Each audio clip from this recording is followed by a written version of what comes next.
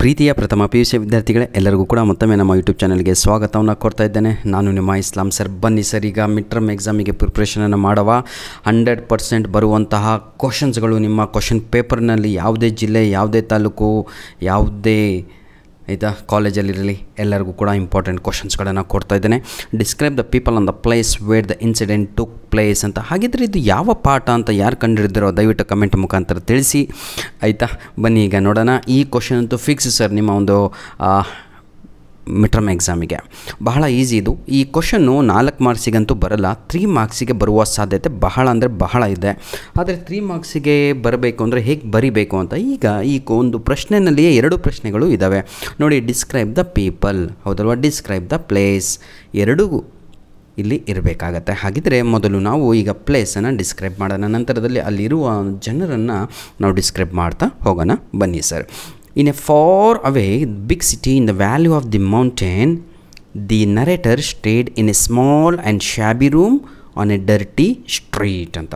ಒಂದು ದೂರ, ತನ್ನ ಊರಿನಿಂದ ಬಹಳ ದೂರದವರೆಗೆ ಒಂದು ದೊಡ್ಡ ಸಿಟಿಗೆ ನಮ್ಮ ನರೇಟರ್ ವೈಕೋಮ್ ಮೊಹಮ್ಮದ್ ಬಶೀರ್ ಅವರು ಹೋಗಿ ಅಲ್ಲಿ ತಂಗಾಗ್ತಾರೆ. ಸ್ಟೇಡ್ ಅಂದರೆ ತಂಗಾಗ್ತಾರೆ, ಆಯಿತಾ? ವಾಸವನ್ನು ಮಾಡ್ತಾರೆ. ಅದು ಯಾವ ರೀತಿಯಾಗಿರುತ್ತೆ? In a small and shabby room on a dirty street, ಕೊಳಕಾದ ಬೀದಿ, ಚಿಕ್ಕ ಚಿಕ್ಕ ಮನೆಗಳು.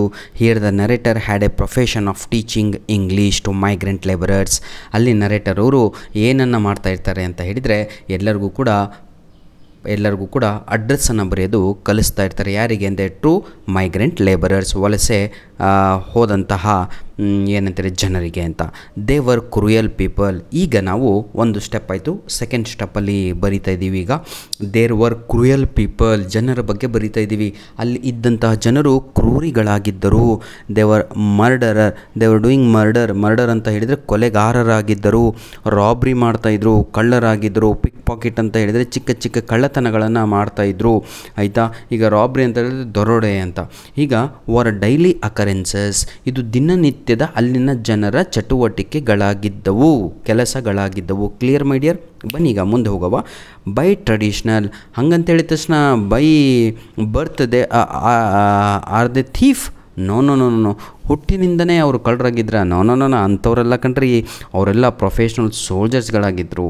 ಅವರೆಲ್ಲ ಈ ರಿಟೈರ್ಡ್ ಸೋಲ್ಜರ್ಸ್ಗಳಾಗಿದ್ದರು. Some of them went to distance places and lent out money on interest. ಇಲ್ಲಿನ ಜನರು ಬಹಳ ಏನು ಮಾಡ್ತಾಯಿದ್ರು ಅಂತ ಹೇಳಿದರೆ ತಮ್ಮ ದುಡ್ಡನ್ನು ಬಡ್ಡಿ ಮೇಲೆ ಕೊಡ್ತಾಯಿದ್ರು. Many others served as watchman in the banks.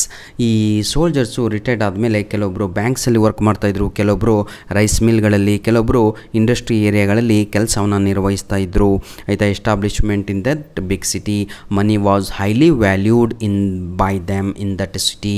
ಆ ಒಂದು ಪ್ರದೇಶದಲ್ಲಿ, ಆ ಒಂದು ಸಿಟಿನಲ್ಲಿ ದುಡ್ಡೇ ದೊಡ್ಡಪ್ಪವಾಗಿತ್ತು. ದುಡ್ಡಿಗೆ ಏನು ಬೇಕಾದರೂ ಮಾಡಲಿಕ್ಕೆ ಹೇಸದವರಾಗಿದ್ದರು ಅಲ್ಲಿನ ಜನ.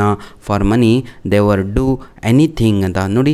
They do anything for that money ಅಂತ. ದುಡ್ಡಿಗೆ ಏನು ಹೇಳಿದ್ರು ಕೂಡ ಮಾಡಲಿಕ್ಕೆ ರೆಡಿ ಇದ್ದರು, ಸಿದ್ಧರಾಗಿದ್ದರು.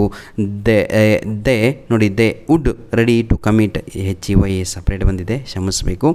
They would ready to commit murder for money ಅಂತ. ಕೊಲೆ ಮಾಡೋಕ್ಕೂ ಹೇಸದವರಾಗಿದ್ದರು ದುಡ್ಡಿಗಾಗಿ ಅಂತ. ಇಷ್ಟು ಬರೆದ್ರೆ 3 ಮಾರ್ಕ್ಸು ಫಿಕ್ಸು ನನ್ನ ಮಕ್ಕಳೇ. ನಿಮ್ಮ ಪ್ರೀತಿ ವಿಶ್ವಾಸ ಸದಾ ನನ್ನ ಜೊತೆ ಹೀಗಿರಲಿ. ಇನ್ನು ಮುಂದಿನ ವೀಡಿಯೋಗಾಗಿ ಕಾಯ್ತಾ ಇರಿ. ನಾನು ಹೇಳಿದ್ನಲ್ವಾ, ಈ ಒಂದು ತಾಸಿನಲ್ಲಿ 1K ಹೋತು ಅಂದರೆ ನೆಕ್ಸ್ಟ್ ವಿಡಿಯೋ ರಿಲೀಸ್ ಆಗಿರುತ್ತೆ. We have already set everything. ಬರೀ ಟೈಮ್ ಮಾತ್ರ ಆಗಬೇಕು, ಬರೀ ಪಬ್ಲಿಷ್ ಆಗಬೇಕು. ವಿಡಿಯೋ ರೆಡಿ ಇದ್ದಾವೆ. ಇಲ್ಲಿ ಇರುವಂಥದ್ದು ನಿಮ್ಮ ಕೆಲಸ. ದಯವಿಟ್ಟು ನಮ್ಮ ವೀಡಿಯೋಸ್ಗಳನ್ನು ಆದಷ್ಟು ಶೇರ್ ಮಾಡಿ, ಆದಷ್ಟು ಸರ್ಕ್ಯುಲೇಟ್ ಮಾಡಿ.